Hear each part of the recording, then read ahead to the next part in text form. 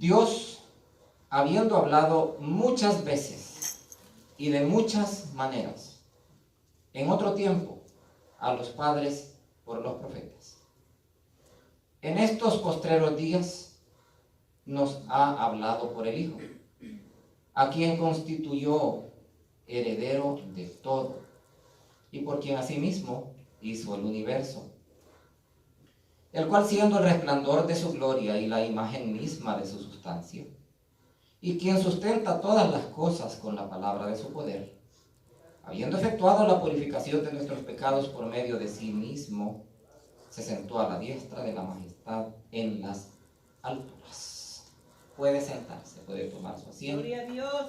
En esta hermosa y preciosa noche, hermanos, doy gracias a Dios primeramente, agradezco al Señor la oportunidad que me da, y asimismo a mi hermano Manuel, ¿verdad?, que me concede también la oportunidad de poder dirigirme a ustedes. Quiero decirles que este es un don, es un privilegio, hermanos, y al mismo tiempo una responsabilidad grande estar aquí al frente, hermanos, hablándoles a ustedes y de alguna manera a aquellos que nos miren desde casa. Quiero dar la bienvenida a los que nos permiten entrar a sus hogares. Darles las gracias, hermanos, por la oportunidad de poder estar con nosotros a la hora de compartir este mensaje. Hermanos y amigos, yo sé que hay algunos hermanos a distancia que nos ven, algunos amigos que de seguro, hermanos, tengan también la oportunidad de ver, hermanos, esta enseñanza. Así es que todos, hermanos, bienvenidos.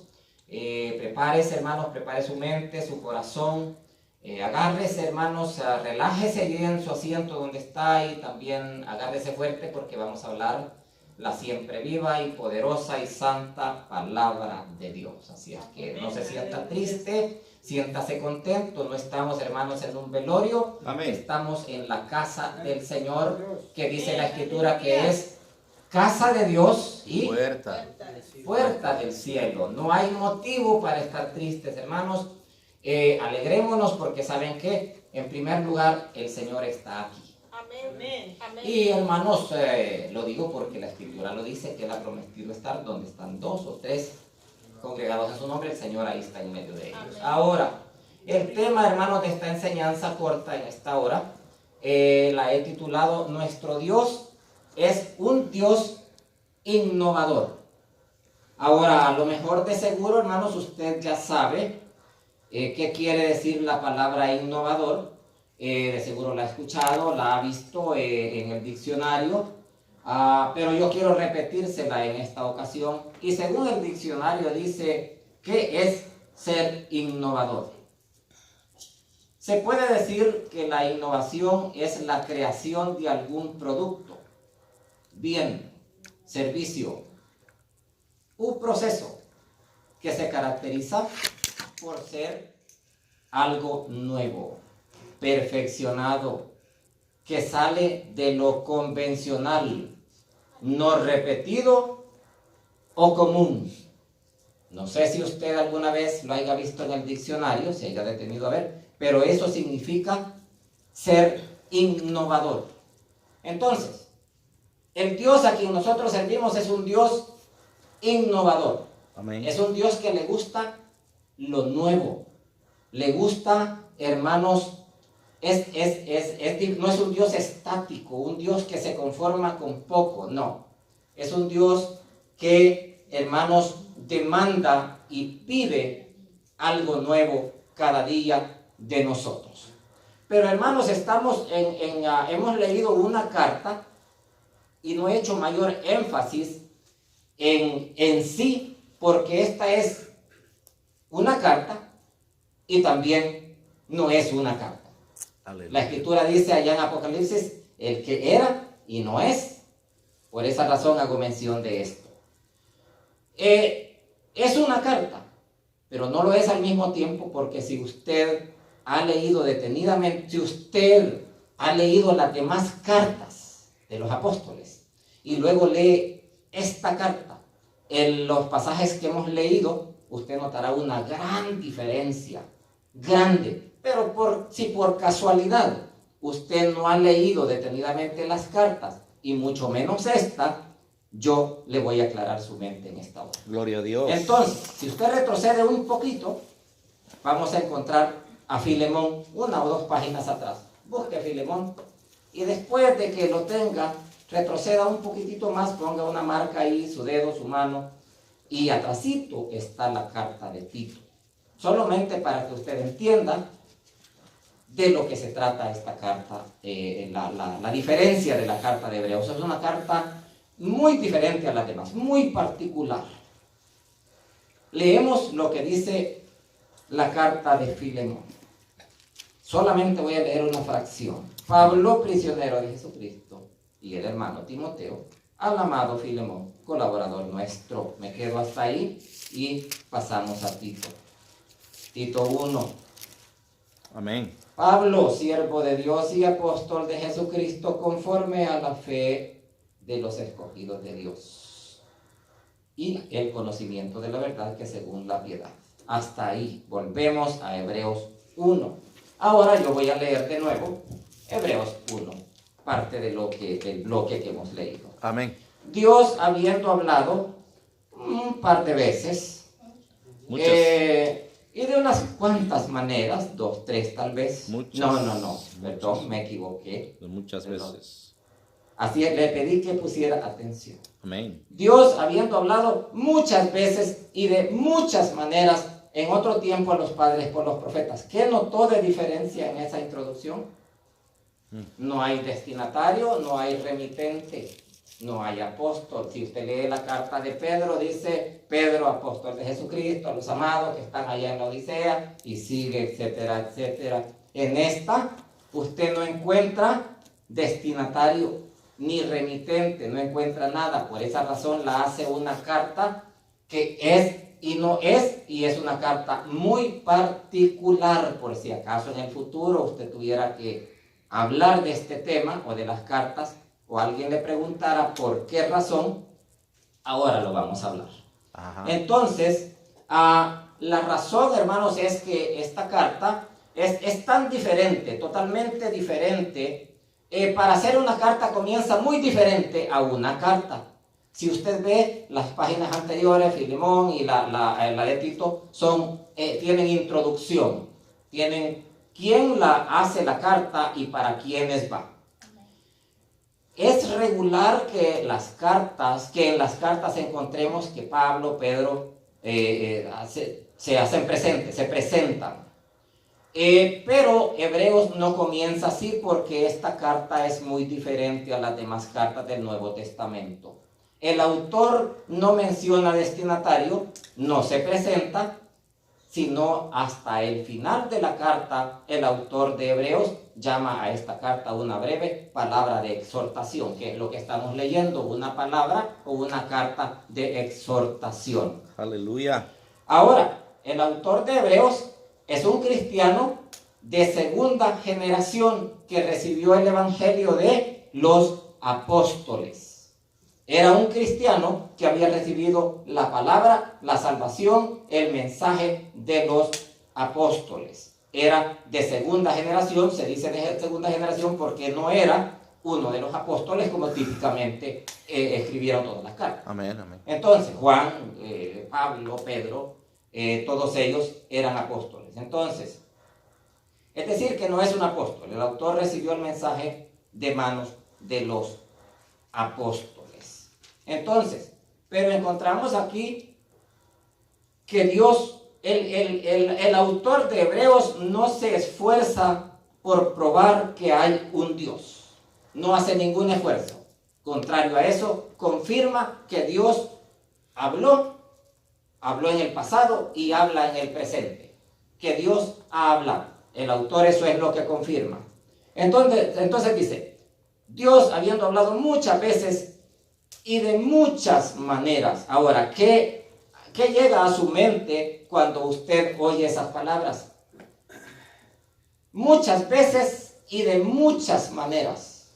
¿Por qué? Porque el Señor lo hizo, porque una sola cosa cansa, aburre, fastidia. Entonces, el Señor es un Dios, nuestro Dios es un Dios de variedad, un Dios diferente a los demás dioses que los hombres hacen con sus manos. Es un Dios que le gusta la innovación, algo nuevo, algo diferente cada día. Hay pasajes que los vamos a ver de inmediato. Lamentaciones 3:22. Si usted, hermanos, lo puede buscar, yo lo puedo leer, no necesita buscarlo. Dice: por la misericordia de Jehová no hemos sido consumidos, porque nunca decayeron sus misericordias, lo dicen 2 veces. Nuevas son cada mañana, y grande es su fidelidad. Cada día que amanece, cada vez que usted amanece, que usted ve que la oscuridad se transforma en día, que oye los pájaros cantar, que ve el sol salir, Dios ha renovado su pacto, su misericordia con la humanidad. Gloria a Dios. Cada Aleluya. día.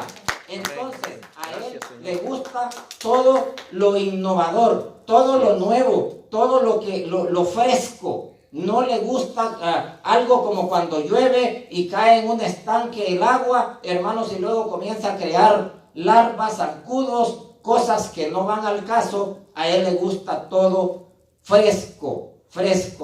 Entonces, hermanos, nosotros necesitamos estar al día con las demandas de nuestro Señor Jesucristo. El clamor de nuestro hermano Manuel, voy a hablar de vista, de que aquí haya una transformación, yo lo entiendo. Yo veo la necesidad que hay de tener aquí un coro de jóvenes, músicos, hermanos, tener algo diferente, algo que pueda, que haga la diferencia, hermanos. Y es por eso que el hermano se esfuerza. Él quiere que nosotros demos, obviamente él da el primer paso, pero nosotros debemos de seguir la buena voluntad o el buen propósito que el hermano tiene para que haya una transformación aquí en la iglesia. Porque, hermanos, de nosotros depende el que aquí haya un cambio. Depende Amén. de nosotros, Así hermanos, es. porque yo les aseguro que si aquí pueden pasar, yo no sé cuántos años tienen de estar aquí, porque yo hace 1 año y fracción estoy aquí, pero pueden pasar 5 años más, 10 años más, quizás 20 años más, y este lugar va a estar exactamente así, Igual. si no se hace una transformación. Amén, amén. Se necesita una reforma, una transformación. ¿Cómo? No sé. ¿Cuándo? No sé. ¿Quién la va a iniciar? Esa revolución, esa transformación en la iglesia, no sé, pero de que se necesita. Se necesita. Se necesita. Y se lo digo con certeza. Amén. Entonces, hermanos, se fijaron antes de la pandemia que yo de vez en cuando, no voy a decir con frecuencia, traía una hojita y cantaba una alabanza. Una alabanza nueva cada vez. Me procuraba lo máximo, me pasaba días, en semanas enteras practicándola para poder cantarla de memoria, en la medida de lo posible. Pero una alabanza nueva cada vez. Aleluya. Porque si yo canto la misma alabanza por 1, por 5, 10, 15 años, usted se aburriría. Al Señor no le gustaría, no le agradaría. A mí no me gustaría. Al Señor menos.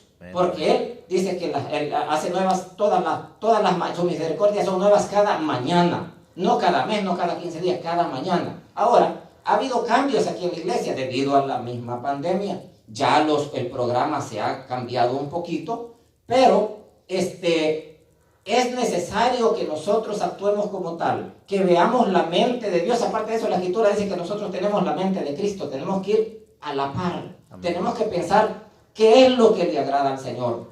Hermanos, yo siempre he dicho, yo no puedo todavía tocar música, tengo ese plan, esa idea de aprender, pero yo siempre en lo personal, yo hablo por mí, no por ustedes, me gusta innovar, me gusta algo nuevo. Si voy a cantar un canto nuevo, otro canto nuevo, yo pienso que a nivel de músicos, los músicos deberían de tener un formato, una libreta, y antes del domingo preparar los cantos, un bloque de cantos, incluir cantos nuevos, a manera de que los oyentes, como dice la Escritura, dé gracia a los oyentes, que sea diferente, que la gente vea que es algo diferente, que servimos a un Dios vivo, a un Dios de verdad. Entonces, Dios, habiendo hablado muchas veces y de muchas maneras, ahí usted puede encontrar la variedad, puede encontrar cómo a Dios habló de diferentes maneras. Dice, Dios habiendo hablado muchas veces y de muchas maneras. En otro tiempo los padres por los profetas, en estos postreros días nos ha hablado por el Hijo. El Señor habló a nuestros padres, a los padres, por los profetas. Ahora, ¿quiénes fueron los padres y quiénes fueron los profetas? Los padres. Nuestros padres fue el pueblo de Israel. Ellos fueron los padres, nuestros padres. No es padre Abraham. ¿Qué le dijo aquel el rico cuando estaba por allá arriba en una llamada de fuego? Padre Abraham. Los padres, ellos fueron los padres. Y a ellos les habló por los profetas. Al pueblo de Israel le habló por los profetas. Dios se manifestaba en ese tiempo a través de los profetas.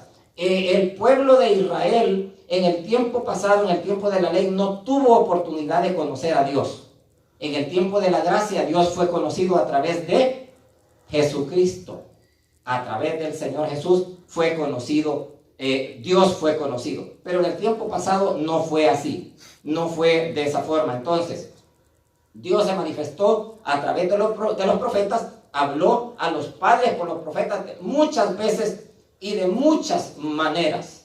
Ahora, ese tiempo ya pasó, ya fue el tiempo de la ley. Ahora el Señor, Dios nos habla por el Hijo. Lo importante hoy en nuestro tiempo es que nos habla por el Hijo. Y ese Hijo se llama Jesús. Ahora, este Hijo llamado Jesús es Dios. Amén. Eso dice la Escritura. Amén. Segunda de Corintios 5:19. Se los voy a leer para que tengan una idea. A ver si lo encuentro. Dice que Dios estaba en Cristo. ¿Quién estaba en Cristo? Dios, el gran yo soy, Jehová Dios, Yahvé, y todos los títulos que le conocemos en el Antiguo Testamento. Estaba ese Dios todopoderoso que abrió el mar en dos, que dice que por el río pasaron caminando. Ese Dios todopoderoso estaba en Cristo y era Cristo mismo. Amén. No eran 2, 3, ni 4, ni 5 los que quieran hacer. Ese Dios todopoderoso que abrió el mar en dos cuando el pueblo de Israel era perseguido por los egipcios, ese mismo Dios se transformó en Jesucristo, porque la Biblia lo dice, no lo digo yo, sino lo dice la Escritura, que Dios estaba en Cristo y que Jesucristo es Dios sobre todas las cosas. Amén. Y que Jesucristo es el mismo ayer, hoy y por todos los siglos. Y dice en otro pasaje que bebían de la roca espiritual que les seguía, porque la roca era, y está hablando del pasado. Amén. Cristo está hablando del pasado. Entonces el mismo Dios que fue en el pasado, en el tiempo de la ley, es en el tiempo del presente manifestado en Jesucristo. Entonces, hermanos, encontrar maravillosa, hermosa la palabra. Pero, hermanos, dice la Escritura de que en estos postreros días, ponga atención a lo que voy a leer. En estos postreros días nos ha hablado por el Hijo, a quien, voy a hacer énfasis ahí, constituyó heredero de todo y por quien asimismo hizo el universo. Amén. Ahora, eso a mí me causa tristeza. No sé a ustedes si les causa, a mí sí. ¿Saben por qué? Porque resulta que en el primer renglón de arriba dice Dios habiendo hablado. En este que acabo de leer, que es el 2, dice que este Dios constituyó al Hijo heredero de todo. Todo. Le dio todo lo que tenía. Dios le dio al Hijo, y el que lee entienda y el que tiene oídos oiga, dice la Escritura. Dios dio todo a su Hijo, y lo que me pone triste a mí es exactamente eso, que Dios se quedó pobre. Dios, estoy hablando en sentido figurado, Dios se quedó pobre al heredar al Hijo. Se quedó pobre. Usted dirá, bueno, ¿de qué estará hablando el hermano? Yo creo que se ha confundido. Bueno, le voy a aclarar esto. Debido a que Dios, el Dios del Antiguo Testamento, es el mismo Dios del presente, hay un pasaje en Hebreos 6:13, y lo voy a buscar. Hebreos 6:13 dice, porque cuando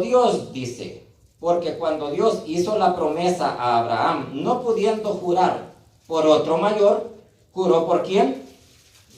Por sí mismo. Entonces, la única manera de entender este pasaje, el 2 de Hebreos capítulo 1, es que Dios lo que hizo fue transformarse en la transición que hubo del Antiguo Testamento, de la ley a la gracia. Lo que hizo Dios fue transformarse en Jesucristo. Se dio, hermanos, se hizo humano, pero Dios mismo estaba en ese personaje que vino a la tierra llamado Jesucristo como hijo. Entonces lo que pasó fue que se heredó a sí mismo. Eso indica que Dios no quedó pobre.